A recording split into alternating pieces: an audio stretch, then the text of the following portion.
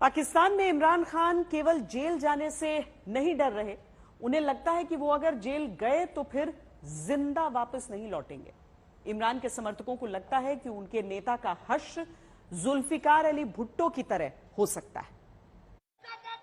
बस बस बस बस बस सुनो जरा।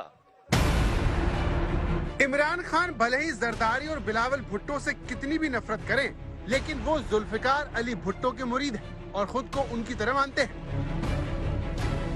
जुल्फिकार अली भुट्टो पाकिस्तान के इतिहास के सबसे ताकतवर नेता थे, फिर भी उन्हें सेना को आंख दिखाने की सजा के तौर पर फांसी के फंदे पर चढ़ा दिया गया।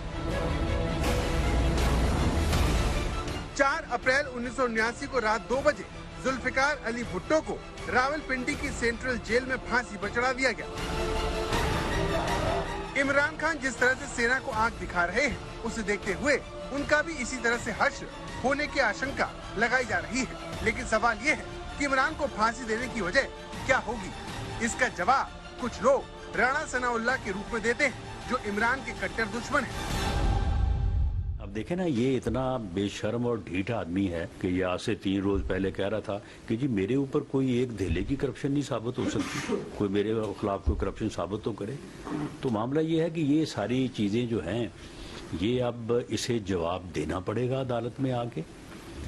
हम बिल्कुल इसको गिरफ्तार करने का कोई शौक नहीं रखते, लेकिन अदालत में इसे पेश होना पड़ेगा। ये आए जाए अदालत में पेश हो, अपने इल्जामात का जवाब दे। पाकिस्तानी पत्रकार मोहित पीरजादा ने दावा किया कि शहबाज शरीफ की सरकार अपने ही गृह मंत्री की हत्या करवाकर इमरान खान को फांसी चढ़ाने की प्लानिंग कर रही है।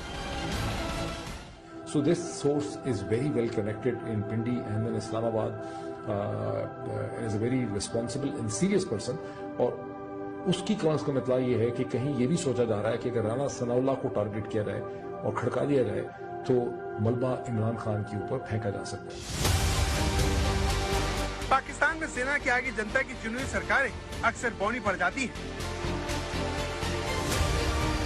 इसलिए साल 1958 में पाकिस्तान के पहले राष्ट्रपति मेजर जनरल इस्कंदर मिर्जा ने पाकिस्तानी संसद और सरकार को भंग कर मार्शल लॉ लागू करके सेना प्रमुख अयूब खान को सत्ता सौंपी, जिन्होंने 13 दिन बाद ही राष्ट्रपति इस्कंदर मिर्जा को हटा दिया।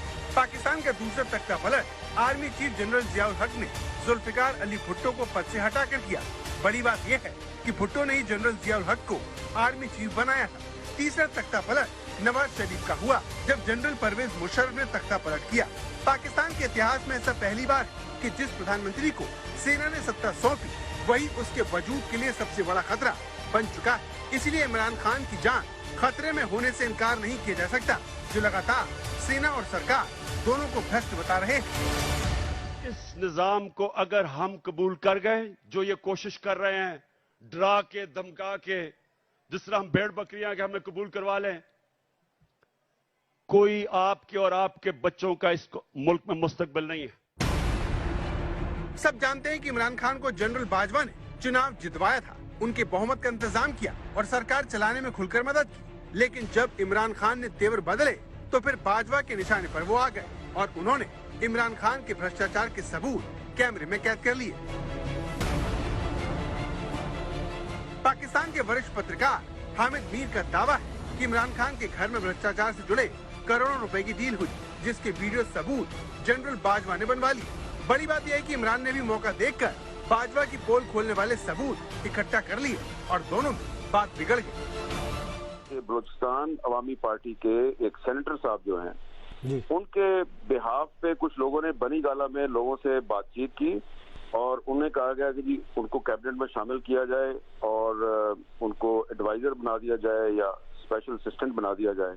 उन्होंने एक बहुत भारी रकम जो है वो बनी गाला में डिलीवर की और वो जो डिलीवरी हुई उसकी एक एक चीज की ऑडियो रिकॉर्डिंग नहीं है, वीडियो रिकॉर्डिंग है।